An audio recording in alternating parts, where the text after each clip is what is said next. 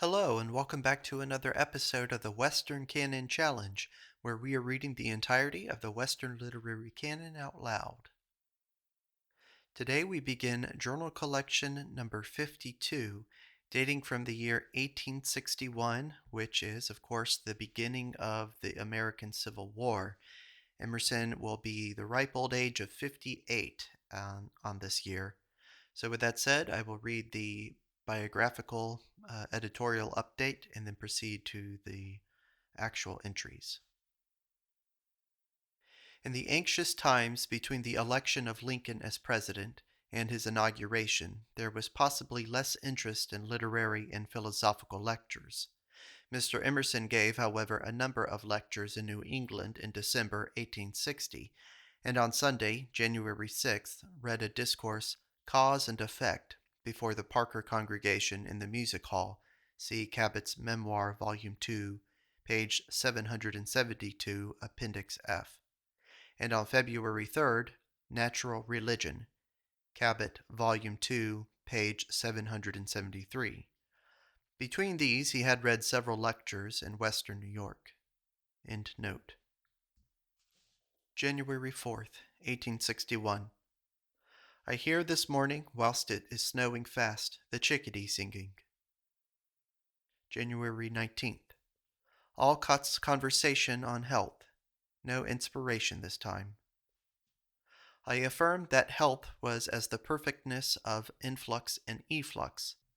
A man must pump up the Atlantic Ocean, the whole atmosphere, all the electricity, all the universe, and pump it out again.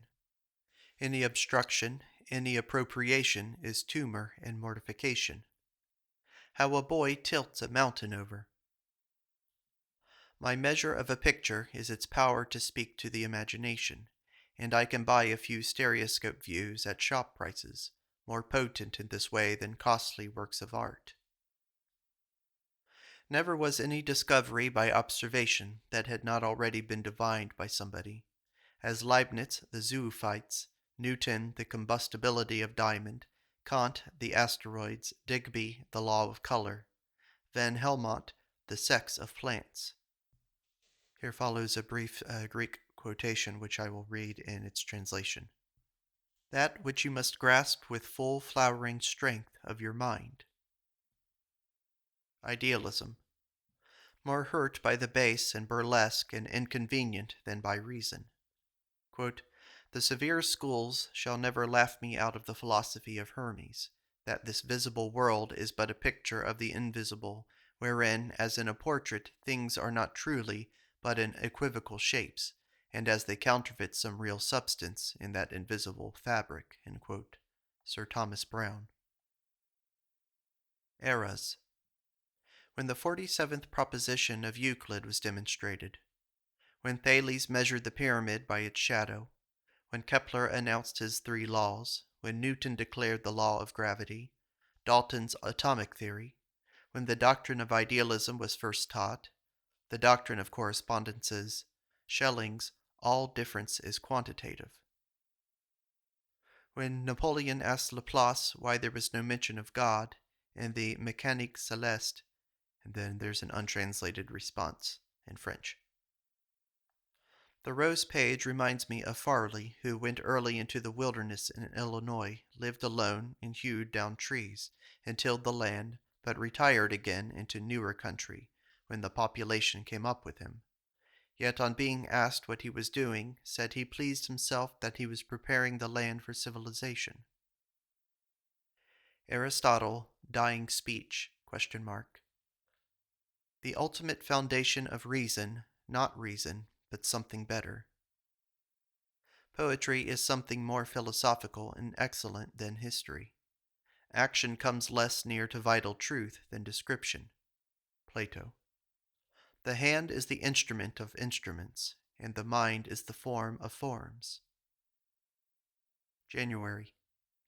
We have no guess what we are doing, even then when we do our best. Perhaps it will not appear for an age or two yet. Then the dim outline of the reef and new continent we madrepores are making will sketch itself to the eyes of the dullest savior. The furious slaveholder does not see that the one thing he is doing by night and by day is to destroy slavery. They who help and they who hinder are all equally diligent in hastening its downfall. Blessed be the inevitabilities. Another topic is the reality as herein, that the more reason, the less government. Government is always superseded. In a sensible family, nobody ever hears the words shall or shan't. Nobody commands and none obeys, but all conspire and joyfully cooperate. The best thing I heard yesterday was Henry James's statement that in the spiritual world, the very lowest function was governing. In heaven, as soon as one wishes to rule or despise others, he is thrust out at the door.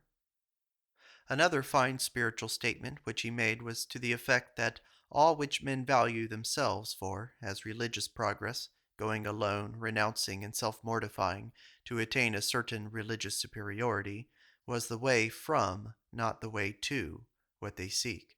For it is only as our existence is shared, not as it is selfhood, that it is divine. Among the illusions is to be remembered that so frequent among young men that there are no fit people near them, but elsewhere no boys of John's age, no girls of Elmira's. As soon as one sees that life is one, and God does not create but communicates his life, all is right. This self-love is as much in our way. A wise man, an open mind, is as much interested in others as in himself. They are only extensions of himself. They stand on a hilltop and see exactly what they would see if he were there. He cannot be offended by our honest partiality in others. Perfect health is the subjugation of matter to be the servant, the instrument of thought and heart, for that matter is not felt as matter, but only as opulence and light, and beauty and joy. As soon as we know a particle of matter for itself, it is obstruction and defeat of health. It is not my duty to prove the immortality of the soul, yet I find the proofs noble, wholesome, and moral. Pay every debt. If you cannot, you may be bankrupt and content with bankruptcy. Tomorrow, try again. It is not your duty to pay the debt, but to try to pay the debt. Do all with a clear and perfect intent. Call in the universe to witness and sanction, and not to skulk into a corner. If it is your part to kill, kill in the face of day, and with the plaudits of the universe. Other world, there is no other world. The God goes with you, is here in presence. What is here, that is here, and it is by his only strength that you lift your hand. Of all men, said Creton, if I could call up one, it should be Scipio Africanus. Hannibal was perhaps a greater captain, but not so great and good a man. Epaminondas did not so much. Themistocles was a rogue. Creton said, the finest passage in Cicero is his panegyric on Demosthenes. Classes of men. Defoe said, the Englishman of today is the mind of all nations. Hommes régles, good providers, ensure themselves, keep a secret, answer letters, know where to find them, canonical names in the directory, known at the post office. Talent and insight seem to make no difference in reconciling the disparity between demand and supply in each mental constitution. Immortality. All the comfort I have found shall teach me to confide that I shall not have less in times and places that I do not yet know. The unity of God is the key to all science. There is a kind of latent omniscience not only in every man, but in every particle. I watched the fair boy and girl, one as fair and sweet as the other, both surprised with a new consciousness, which made every hour delicious, each laying little traps for the attention of the other, and each jumping joyfully into the traps. Because I have no ear for music, at the concert of the Quintet Club at the Lyceum, it looked to me as if the performers were crazy, and all the audience were making believe crazy, in order to soothe the lunatics and keep them amused. February. What magical merit belongs, over all the details of any work, to the grand design? The performance of steam and iron locomotive on iron road is wonderful anywhere for a few rods or a mile, but is then only a toy. But continued or repeated for many miles, tens or hundreds, and directed on Boston or New York, acquires suddenly an incredible grandeur. All the details are performed by very narrow, ordinary people, but the total effect seems quite out of the reach of any one man, and a godlike gift. February 13th. I saw at Augusta Mr. Wilds, a civil engineer whom I had met at Grand Rapids and who works for the mining companies at Lake Superior. His associate is Edward Emerson of Portland. He told me that at Lake Superior last year, I think, they came in their excavations upon a mass of copper of 3 or 6 tons, standing on end and on wooden wedges with a wooden bowl or pan near it, and some stone axes or chisels lying around it. Trees had grown above it since it was thus lifted, and they counted on these trees 390 rings. He told me that his friend Mr. Foster, who lives at Montreal, when building the Eastern Railroad at Kennebunk, had found a nest of birds' eggs 10 feet below the surface in the solid rock, and that they turned out a toad in the rock at the same place. He, Wilds himself, was present, and he and the others thought that they saw the toad gasp on being thrown out. Foster has the eggs now at Montreal. February 16th. The doctrine of the imagination can only be rightly opened by treating it in connection with the subject of illusions. And the Hindus alone have treated this last with sufficient breadth in their legends of the successive mayas of Vishnu. With them, youth, age, property, condition, events, persons, self, are only successive mayas through which the Vishnu mocks and instructs the soul. Dream. Quote, when he sleeps, then becomes this Purusha unmingled light. No chariots are there, no horses, no roads. Then he creates chariots, horses, roads. No pleasures are there, no tanks, no lakes or rivers. Then he creates joys, tanks, lakes, rivers, for he is the agent. End quote. Briha Aranyaka Upanishad, page 224. Boston. For 100 years, I suppose, there has not been wanting a class of all really superior men. See what a company they had in 1812.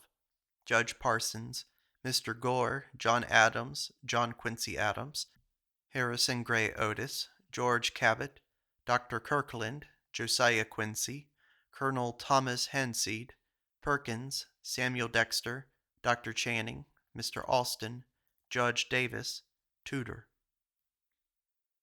Gurowski asked, where is this bog? I wish to earn some money. I wish to dig peat. Oh, no, indeed, sir, you cannot do this kind of degrading work. I cannot be degraded. I am Gurowski. Good of evil. Is anyone so childish as not to see the use of opposition, poverty, and insult?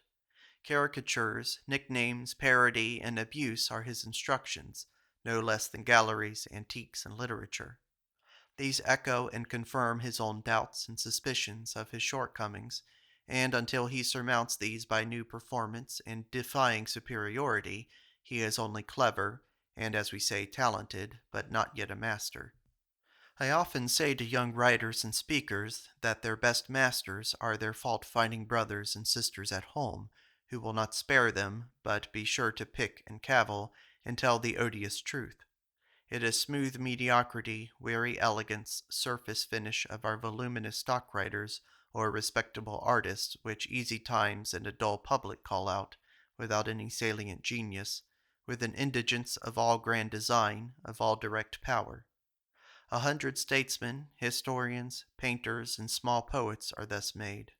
But Burns and Carlyle and Bettine and Michelangelo and Thoreau were pupils in a rougher school.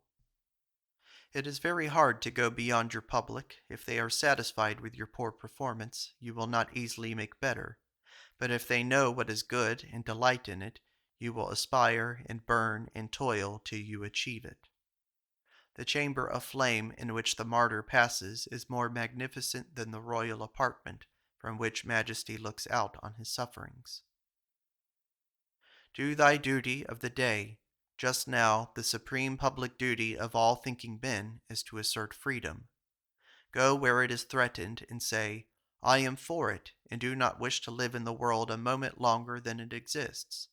Phillips has the supreme merit in this time, that he and he alone stands in the gap and breach against the assailants.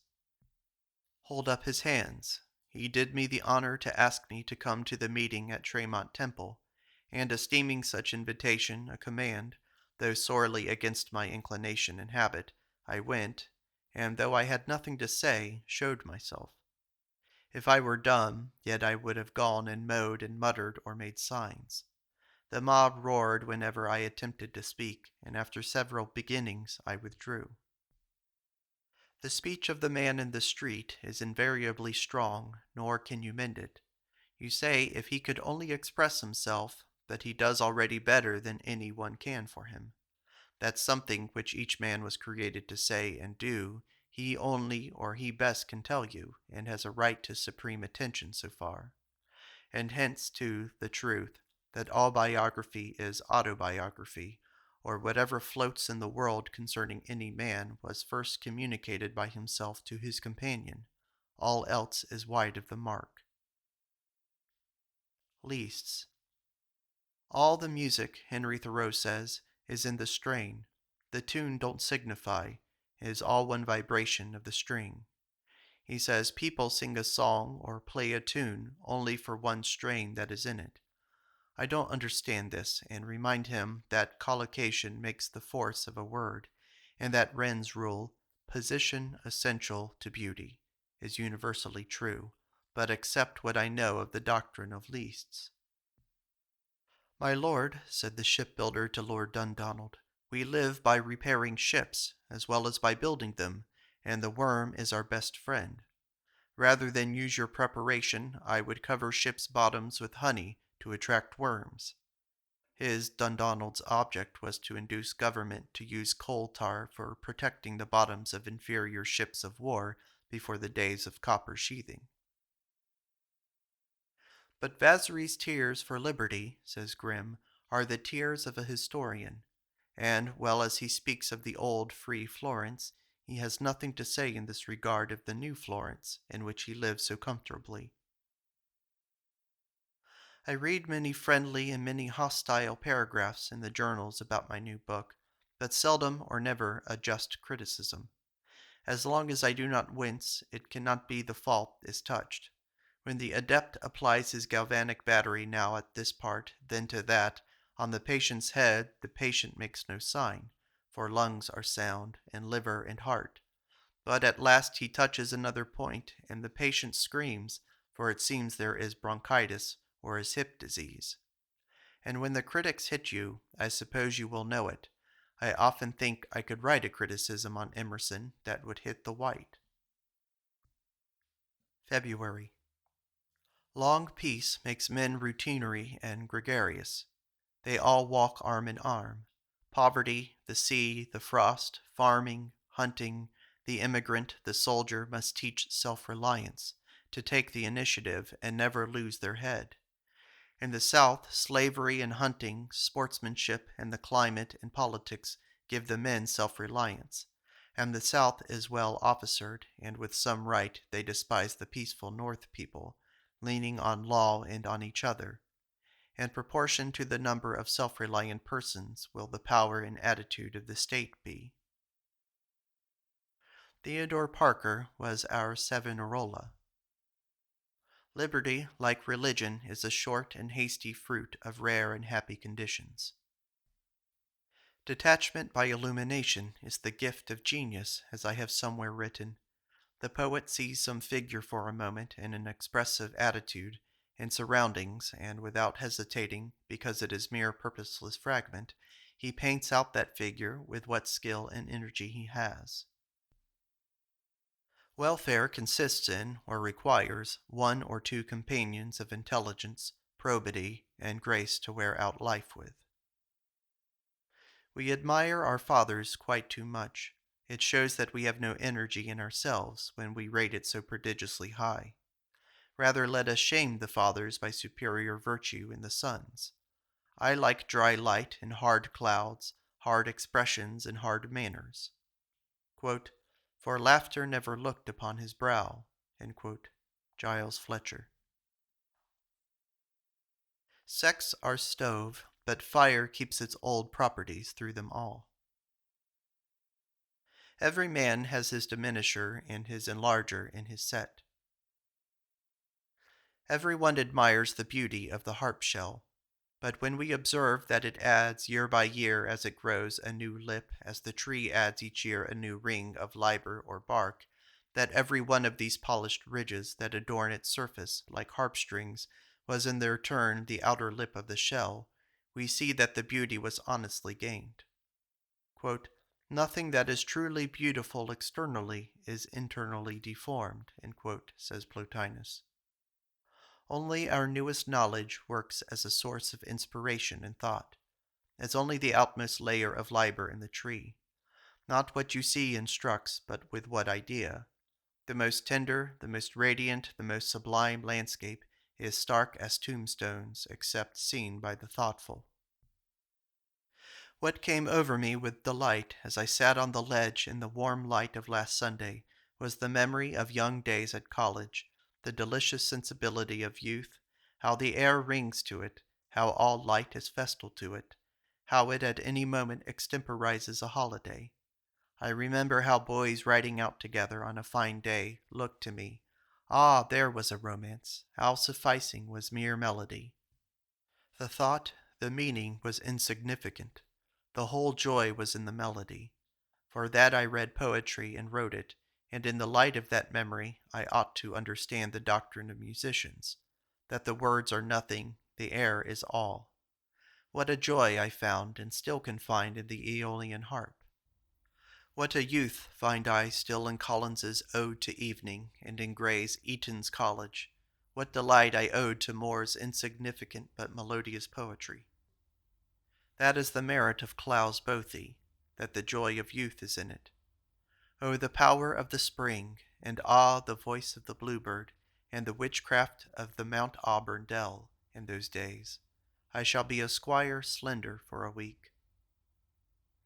One thing strikes me in all good poetry, that the poet goes straight forward to say his thought, and the words and images fly to him to express it, whilst colder moods are forced to hint the matter or insinuate, or perhaps only allude to it, being unable to fuse and mold their words and images to fluid obedience.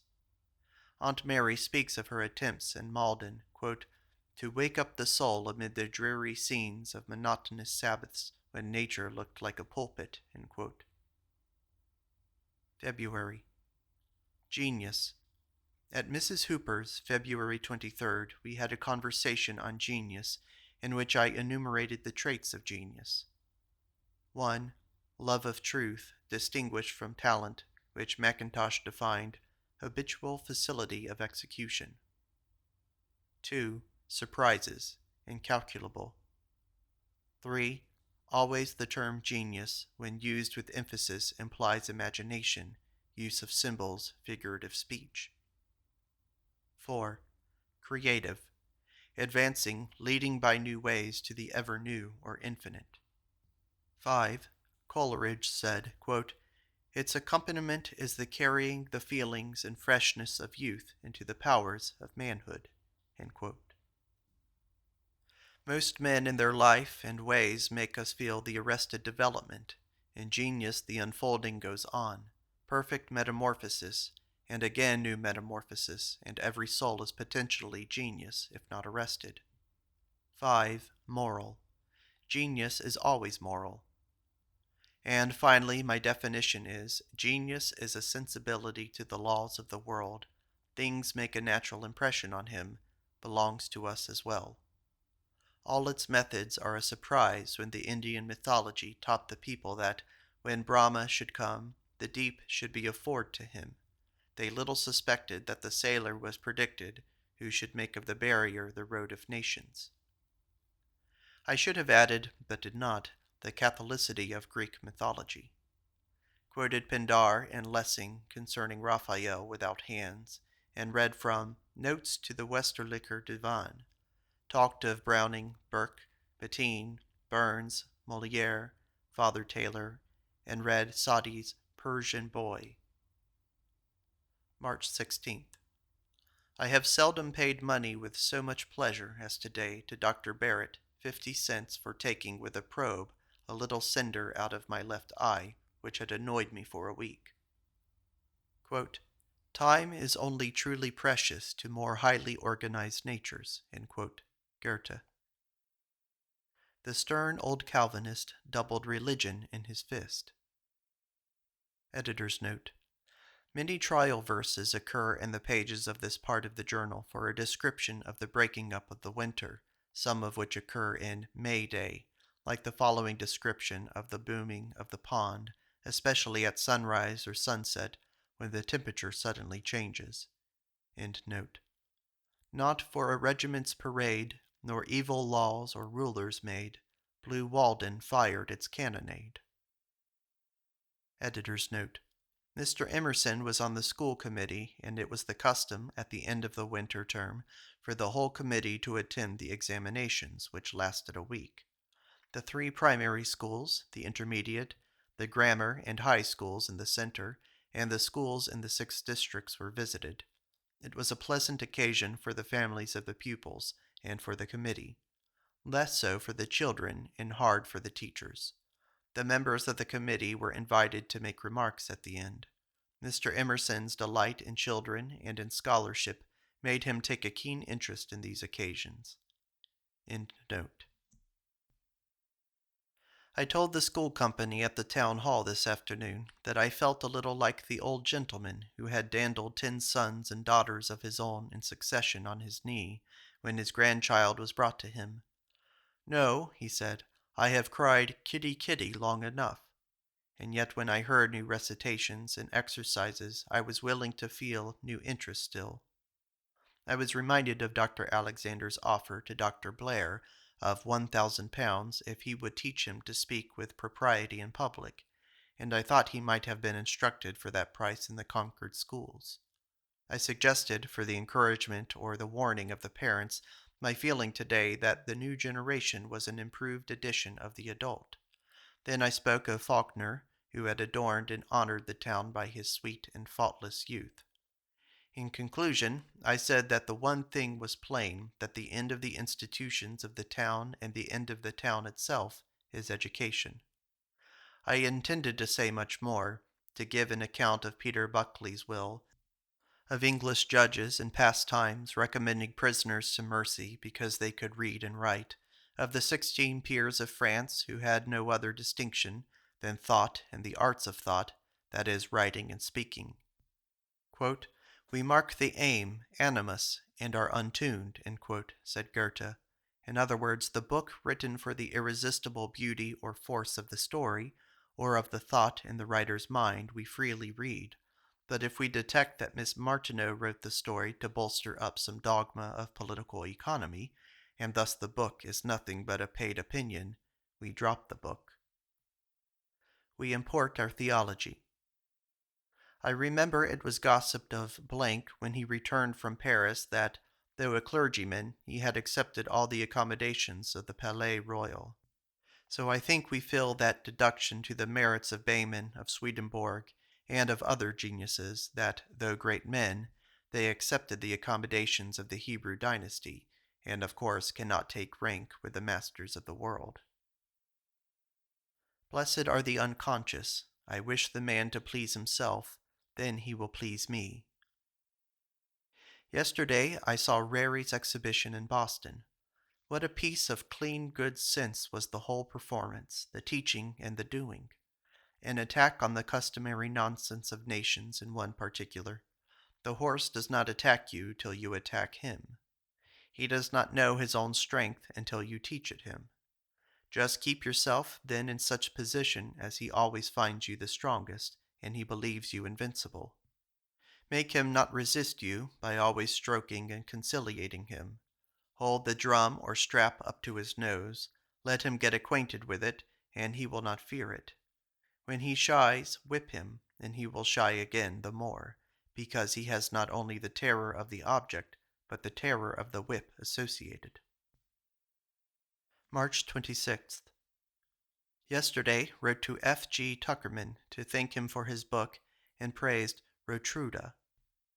Ellery Channing finds 2 or 3 good lines and meters in the book, thinks it refined and delicate, but says the young poets run on a notion that they must name the flowers, talk about orchis, and say something about Indians. But he says, I prefer passion and sense and genius to botany. Ellery says of Tennyson, what is best is the things he don't say. Most men believe that their goodness is made of themselves. Others have the converse opinion.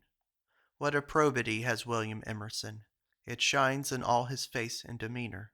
He has never analyzed or inquired into it, but if he thinks at all, he thinks it is a part of him. But in reality he exists from that, and all of him but that is caducous.